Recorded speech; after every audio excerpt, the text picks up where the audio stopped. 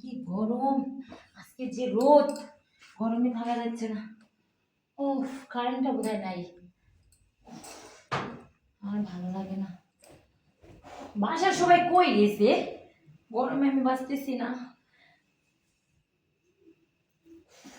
সিদ্ধ হয়েছে আমার পুরো শরীর, মনে হচ্ছে জ্বললা পুরো সারসার হয়ে যেতেছে গা।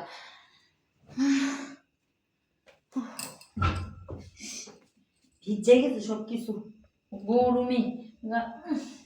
গা দিয়ে কেমন পচে একটা গন্ধ ছুটে গেছে গা। আল্লাহ, ইস, আর এটা ওই, আর এরা যে কি করে বাসায় বসে, আমার কোনো কিছু ঠিক থাকে না।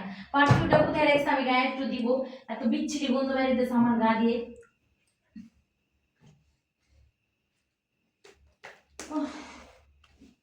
এগুলো কি অবস্থা, চুলকেছে।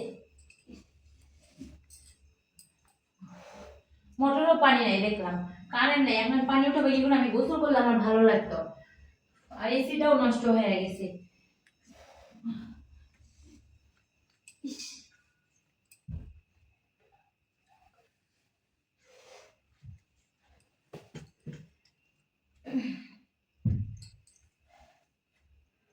চুলকানি হয়ে গেছে আমার পুরো শরীরে গরমে।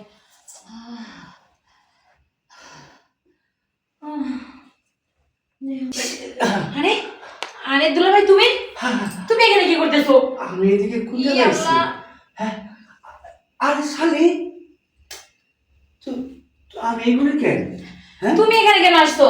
আরে কই না, আমি একটা স্বপ্ন দেখতেছিলাম। স্বপ্ন দেখতেছিলে? হ্যাঁ, ঘরে পাহাড়ে উঠতেছি বুঝছো? আর এই যে পাহাড় তো না, আমি এই ঘরে আর স্বপ্নে পাহাড় উঠতেছো তুমি? হ্যাঁ। হ্যাঁ, তুমি আমার পাহাড় উঠতেছো? তোমার পাহাড়ে না, এটা পাহাড়ে যে কি একটা বাড়ি খাইলাম বুঝছো, বাড়িটা খায়া তখন আমার জ্ঞানটা ফেরত এলো। যাই হোক, বাড়ি খাইছো, ভালোই করছো। কিন্তু এই যে তোমার এই বাড়ি খাইয়া যে আমার যে ঘন্টা বাজতেছে এখন। হ্যাঁ, ঠিকই বুঝছো। আরে তাহলে তো আমারও তো ঘন্টা বাজতেছে। শুনো, এই তোমার বোনই তো নাই বুঝছো, ঘরের মধ্যে একলা একলা আমার ভালো লাগে না। আপাই তো গেছে গা, আপাই আমার গয়া গেছে, আপার আইতে দেরি হইব। তুমি আমার ঘন্টা বাজেছো, আমার ঘন্টা তো তোমার থামাই দেওয়া লাগবে, তাই না? আমি মনে হয় কেটে থামাইবো, শালি রে কি অন্যজন থামায়? দুলাভাই দাও তুমি তাহলে নাও। আরে